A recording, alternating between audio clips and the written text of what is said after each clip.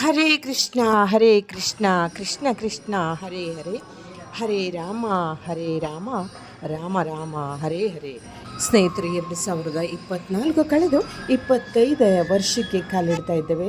ಈ ಒಂದು ಸಂದರ್ಭದಲ್ಲಿ ಶ್ರೀಕೃಷ್ಣ ನಿಮಗೆಲ್ಲರಿಗೂ ಒಳಿತನ್ನೇ ಮಾಡಲಿ ಅಂತ ಭಗವಂತನಲ್ಲಿ ಪ್ರಾರ್ಥನೆ ಮಾಡ್ತಾ, ಸ್ನೇಹಿತರೆ ನಮಸ್ಕಾರ. ನಾ ಸಂಜನಾ, ಇದು ಸಂಜನಾ ಕ್ರಿಯೇಷನ್ಸ್. ಫ್ರೆಂಡ್ಸ್, ಈ ದಿನದ ನನ್ನ ಈ ವಿಡಿಯೋದಲ್ಲಿ ನಮ್ಮ ಸನಾತನ ಸಂಸ್ಕೃತಿಯಲ್ಲಿ ನಮ್ಮ ಗೀತೆಯ ಸಾರ ಅಂದರೆ ಭಗವದ್ಗೀತೆಯ ಸಾರವನ್ನು ತಿಳಿಸುವಂಥ ಒಂದು ಪುಟ್ಟ ಪ್ರಯತ್ನವನ್ನು ಮಾಡ್ತಾ ಇದ್ದೇನೆ. ಫ್ರೆಂಡ್ಸ್, ಸ್ನೇಹಿತರೆ, 2ನೇ ಅಧ್ಯಾಯ ಅಂದರೆ ಸಾಂಖ್ಯ ಯೋಗದ 47ನೇ ಶ್ಲೋಕದಲ್ಲಿ ಶ್ರೀಕೃಷ್ಣ ಅರ್ಜುನನಿಗೆ ಹೇಳ್ತಾನೆ ಏನಂತ: ಕರ್ಮಣ್ಯೇ ವಾದಿಕಾರಸ್ತೆ ಮಾ ಫಲೇಶು ಕದಾಚನ ಮಾ ಕರ್ಮಫಲ ಹೇತುರ್ಭೂಮ ತೇ ಸಂಗೋಸ್ತ ಕರ್ಮಣಿ. ಅಂದರೆ ನಿನಗೆ ಕರ್ಮಗಳನ್ನು ಮಾಡಲು ಅಧಿಕಾರ ಇದೆಯೇ ಹೊರತು ಅದರ ಫಲಾಪೇಕ್ಷೆಗಳಲ್ಲಿ ಇಲ್ಲ. ಅದಕ್ಕಾಗಿ ನೀನು ಕರ್ಮಗಳ ಫಲಕ್ಕೆ ಕಾರಣನಾಗಬೇಡ. ಅರ್ಥಾತ್ ಫಲಾಪೇಕ್ಷೆ ಇಲ್ಲದ ಕರ್ತವ್ಯ ಬುದ್ಧಿಯಿಂದ ನಿನ್ನ ಕರ್ಮಗಳನ್ನು ಮಾಡು. ಹಾಗೂ ಆ ಕರ್ತವ್ಯಗಳನ್ನು ಮಾಡುವಾಗ ನಿನಗೆ ಆಸಕ್ತಿ ಇಲ್ಲ ಅಂತ ಆಗಬಾರ್ದು. ಸ್ನೇಹಿತರೆ, ಇದೊಂದು ಸ್ವಲ್ಪ ಡೀಪ್ ಆಗಿ ಹೋದ್ರೆ ಕೃಷ್ಣ ಹೇಳೋದಿಷ್ಟೇ: ನಿನ್ನ ಕರ್ತವ್ಯಗಳನ್ನು ಮಾಡಲು ನಿನಗೆ ಅಧಿಕಾರ ಇದೆ ಹೊರತು ಅದರ ಫಲಿತಾಂಶಕ್ಕಾಗಿ ಕಾಯಬೇಡ, ಅಂದರೆ ಅದರ ರಿಸಲ್ಟಿಗಾಗಿ ಕಾಯಬೇಡ ಅಂತ. ಅಂದರೆ ಇನ್ನೂ ಡೀಪ್ ಆಗಿ ಹೇಳಬೇಕು ಅಂದರೆ, ನಿನಗೆ ಕೆಲಸ ಎಷ್ಟಿದೆಯೋ ಅಷ್ಟು ಮಾಡು, ಉಳಿದಿದ್ದನ್ನು ನಾನು ನೋಡ್ತೇನೆ ಅಂತ ಭಗವಂತ ಹೇಳುವಂಥದ್ದು ಅಲ್ವಾ. ಸ್ನೇಹಿತರೆ, ಇವತ್ತು ಈ ವಿಡಿಯೋದಲ್ಲಿ ನಾನು ಭಗವದ್ಗೀತೆಯ ಸಾರವನ್ನು ತಿಳಿಸುವಂಥ ಒಂದೊಂದು ಅಧ್ಯಾಯದಲ್ಲಿ ಏನೆಲ್ಲ ಇದೆ, ಕೇವಲ 700 ಶ್ಲೋಕಗಳಿರುವ 18 ಅಧ್ಯಾಯದಲ್ಲಿ ಎಷ್ಟೊಂದು ಅರ್ಥವತ್ತಾಗಿದೆ ಅಂದರೆ, ಸ್ನೇಹಿತರೆ, ಮೊನ್ನೆ ನಾವು ಅಂದರೆ ಡಿಸೆಂಬರ್ 11ರಂದು ನಾವು ಗೀತಾ ಜಯಂತಿಯನ್ನು ವಿಶ್ವದಾದ್ಯಂತ ಆಚರಿಸ್ಕೊಂಡ್ವಿ. ಎಲ್ಲರೂ ಸರಿಸುಮಾರು ಹಲವಾರು ಸಂಘ ಸಂಸ್ಥೆಗಳಲ್ಲಿ ಈ 700 ಶ್ಲೋಕಗಳನ್ನು ಹೇಳಲಾಯಿತು. ಆ 700 ಶ್ಲೋಕಗಳು ಕೇವಲ ಒಂದೇ ದಿನದಲ್ಲಿ ಹೇಳಿದರು, ಬಟ್ ಎಲ್ಲರಿಗೂ ಆ ಒಂದು ದಿನದಲ್ಲಿ ಹೇಳಲಿಕ್ಕೆ ಸಾಧ್ಯ ಇಲ್ಲ.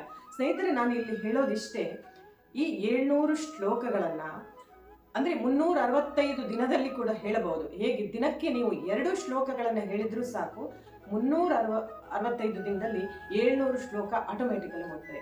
ಸ್ನೇಹಿತರೆ, ನಾನು ಇಲ್ಲಿ ಹೇಳೋದಿಷ್ಟೇ: ಪ್ರತಿದಿನ ಪ್ರತಿ ಮನೆಯಲ್ಲಿ ಮನದಲ್ಲಿ ಭಗವದ್ಗೀತೆಯನ್ನು ಪುಸ್ತಕವನ್ನು ಇಡಿ ಮಕ್ಕಳಿಗೆ ಕಲಿಸಿ.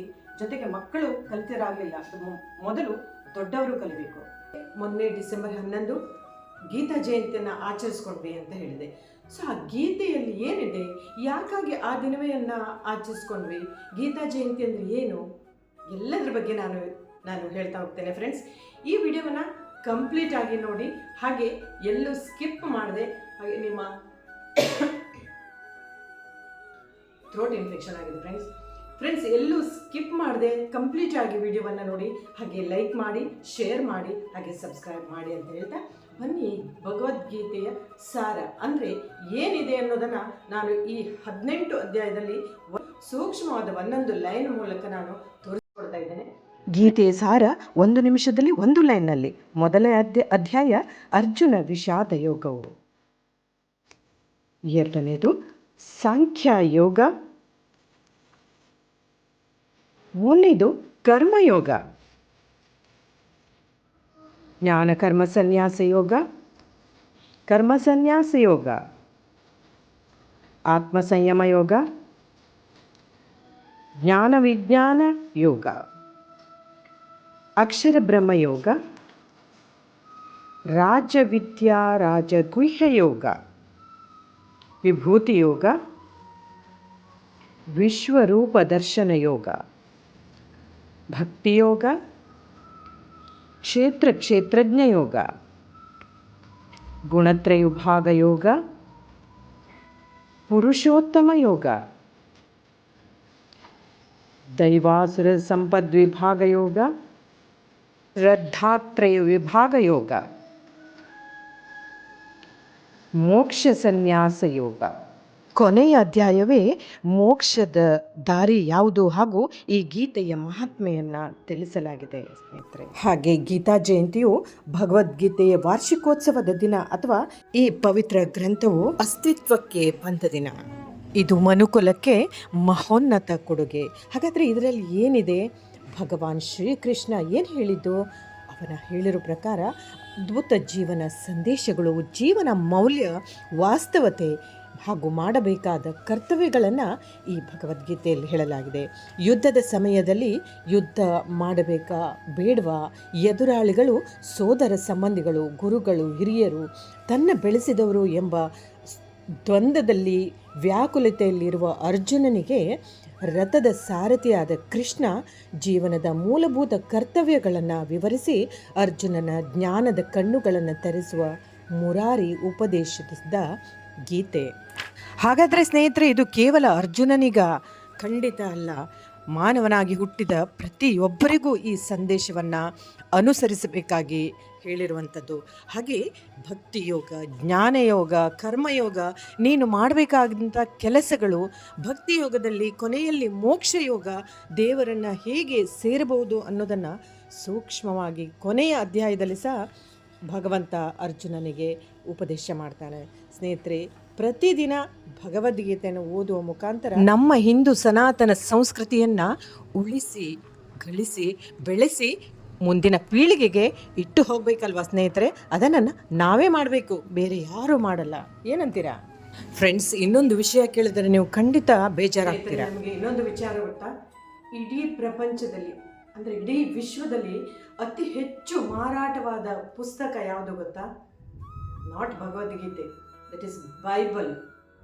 ನೋಡಿ, ಇವರು ಹೇಳ್ತಾರೆ ಕೇಳಿ. ಮೊದಲನೆಯದಾಗಿ ಬೈಬಲ್, 500 ಕೋಟಿಗೂ ಹೆಚ್ಚು ಪುಸ್ತಕಗಳು ಮಾರಾಟವಾಗಿವೆ. ಎರಡನೆಯದು ದ ಲಿಟಲ್ ರೆಡ್ ಬುಕ್.